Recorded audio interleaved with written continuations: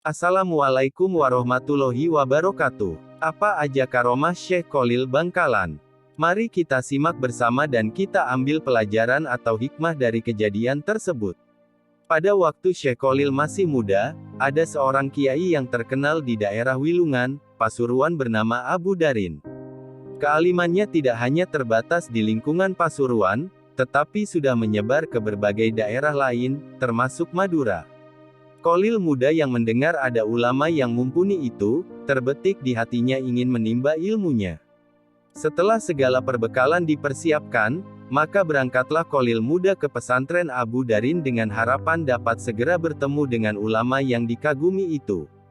Tetapi alangkah sedihnya ketika dia sampai di pesantren Wilungan, ternyata Kiai Abu Darin telah meninggal dunia beberapa hari sebelumnya. Hatinya dirundung duka dengan kepergian Kiai Abu Darin. Namun karena tekad belajarnya sangat menggelora maka Kholil segera sowan ke makam Kiai Abu Darin. Setibanya di makam Abu Darin, Kholil lalu mengucapkan salam lalu berkata, "Bagaimana saya ini Kiai? Saya masih ingin berguru pada Kiai, tetapi Kiai sudah meninggal," desah Kholil sambil menangis. Kholil lalu mengambil sebuah mushaf Al-Quran. Kemudian bertawasul dengan membaca Al-Quran terus-menerus sampai 41 hari lamanya. Pada hari ke-41 tiba-tiba datanglah Kiai Abu Darin dalam mimpinya. Dalam mimpi itu, Kiai Abu Darin mengajarkan beberapa ilmunya kepada Kholil. Setelah dia bangun dari tidurnya, lalu Kholil serta-merta dapat menghafal kitab Imriti, kitab Asmuni dan Alfiyah. Didatangi macan. Suatu hari di bulan Syawal, Kiai Kholil tiba-tiba memanggil santrinya. "Anak-anakku, sejak hari ini kalian harus memperketat penjagaan pondok pesantren. Pintu gerbang harus senantiasa dijaga, sebentar lagi akan ada macan masuk ke pondok kita ini," kata Syekh Kholil agak serius. Mendengar tutur guru yang sangat dihormati itu, segera para santri mempersiapkan diri. Waktu itu sebelah timur Bangkalan memang terdapat hutan-hutan yang cukup lebat dan angker. Hari demi hari, penjagaan semakin diperketat, tetapi macan yang ditunggu-tunggu itu belum tampak juga. Memasuki minggu ketiga, datanglah ke pesantren pemuda kurus, tidak berapa tinggi berkulit kuning langsat sambil menenteng kopor seng. Sesampainya di depan pintu rumah Syekh Kholil, lalu mengucap salam. Mendengar salam itu, bukan jawaban salam yang diterima, tetapi Kiai malah berteriak memanggil santrinya, "Hei santri semua, ada macan, ayo kita kepung. Jangan sampai masuk ke pondok," seru Syekh Kholil bak seorang komandan di medan perang. Mendengar teriakan Syekh kontan saja semua santri berhamburan, datang sambil membawa apa yang ada, pedang, celurit, tongkat, pacul untuk mengepung pemuda yang baru datang tadi yang mulai nampak kelihatan pucat. Tidak ada pilihan lagi kecuali lari 1000 langkah. Namun karena tekad ingin nyantri ke Syekh Kholil begitu menggelora, maka keesokan harinya mencoba untuk datang lagi. Begitu memasuki pintu gerbang pesantren, langsung disongsong dengan usiran ramai-ramai. Demikian juga keesokan harinya. Baru pada malam ketiga, pemuda yang pantang mundur ini memasuki pesantren secara diam-diam pada malam hari. Karena lelahnya pemuda itu, yang disertai rasa takut yang mencekam, akhirnya tertidur di bawah kentongan surau. Secara tidak diduga, tengah malam Syekh Kholil datang dan membantu membangunkannya. Karuan saja dimarahi habis-habisan. Pemuda itu dibawa ke rumah Syekh Kholil. Setelah berbasa-basi dengan 1000 alasan, baru pemuda itu merasa lega setelah resmi diterima sebagai santri Syekh Kholil. Pemuda itu bernama Abdul Wahab Hasbullah. Kelak kemudian hari santri yang diisyaratkan macan itu, dikenal dengan nama Kiai Haji Wahab Hasbullah, seorang kiai yang sangat alim, jagoan berdebat, pembentuk komite Hijaz, pembaharu pemikiran. Kehadiran Kiai Haji Wahab Hasbullah di mana-mana selalu berwibawa dan sangat disegani baik kawan maupun lawan bagaikan seekor macan, seperti yang diisyaratkan Syekh Kholil. Santri mimpi dengan wanita, dan diantara karomahnya, pada suatu hari menjelang pagi, santri bernama Bahar dari Sidogiri merasa gundah, dalam benaknya tentu pagi itu tidak bisa sholat subuh berjamaah. Ketidakikutsertaan Bahar sholat subuh berjamaah bukan karena malas, tetapi disebabkan halangan junub. Semalam Bahar bermimpi tidur dengan seorang wanita. Sangat dipahami kegundahan Bahar, sebab wanita itu adalah istri Kiai Kholil, istri gurunya. Menjelang subuh, terdengar Kiai Kholil marah besar sambil membawa sebilah pedang seraya berucap, "Santri kurang ajar, santri kurang ajar." Para santri yang sudah naik ke masjid untuk sholat berjamaah merasa heran dan tanda tanya, apa dan siapa yang dimaksud santri kurang ajar itu. Subuh itu Bahar memang tidak ikut sholat berjamaah, tetapi bersembunyi di belakang pintu masjid. Seusai sholat subuh berjamaah, Kiai Kholil menghadapkan wajahnya kepada semua santri seraya bertanya, siapa santri yang tidak ikut berjamaah? Ucap Kiai Kholil nada menyelidik, semua santri merasa terkejut, tidak menduga akan mendapat pertanyaan seperti itu.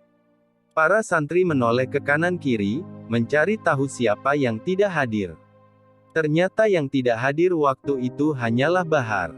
Kemudian Kiai Kholil memerintahkan mencari Bahar dan dihadapkan kepadanya.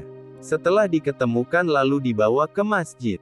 Kiai Kholil menatap tajam-tajam kepada Bahar seraya berkata, "Bahar, karena kamu tidak hadir sholat subuh berjamaah maka harus dihukum. Tebanglah 2 rumpun bambu di belakang pesantren dengan petok." Ini perintah Kiai Kholil. Petok adalah sejenis pisau kecil, dipakai menyabit rumput. Setelah menerima perintah itu, segera Bahar melaksanakan dengan tulus. Dapat diduga bagaimana Bahar menebang 2 rumpun bambu dengan suatu alat yang sangat sederhana sekali, tentu sangat kesulitan dan memerlukan tenaga serta waktu yang lama sekali. Hukuman ini akhirnya diselesaikan dengan baik. "Alhamdulillah, sudah selesai," Kiai ucap Bahar dengan sopan dan rendah hati. "Kalau begitu, sekarang kamu makan nasi yang ada di nampan itu sampai habis," perintah Kiai kepada Bahar. Sekali lagi santri Bahar dengan patuh menerima hukuman dari Kiai Kholil. Setelah Bahar melaksanakan hukuman yang kedua, santri Bahar lalu disuruh makan buah-buahan sampai habis yang ada di nampan yang telah tersedia. Mendengar perintah ini santri Bahar melahap semua buah-buahan yang ada di nampan itu. Setelah itu santri Bahar diusir oleh Kiai Kholil seraya berucap, "Hai santri, semua ilmuku sudah dicuri oleh orang ini," ucap Kiai Kholil sambil menunjuk ke arah Bahar. Dengan perasaan senang dan mantap santri Bahar pulang meninggalkan pesantren Kiai Kholil menuju kampung halamannya. Memang benar, tak lama setelah itu, santri yang mendapat isyarat mencuri ilmu Kiai Kholil itu, menjadi kiai yang sangat alim, yang memimpin sebuah pondok pesantren besar di Jawa Timur. Kia beruntung itu bernama Kiai Bahar, seorang kiai besar dengan ribuan santri yang diasuhnya di pondok pesantren Sidogiri, Pasuruan, Jawa Timur. Orang Arab dan macan tutul. Suatu hari menjelang sholat maghrib.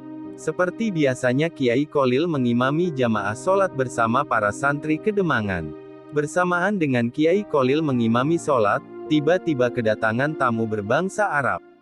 Orang Madura menyebutnya Habib. Seusai melaksanakan sholat, Kiai Kholil menemui tamunya, termasuk orang Arab yang baru datang itu.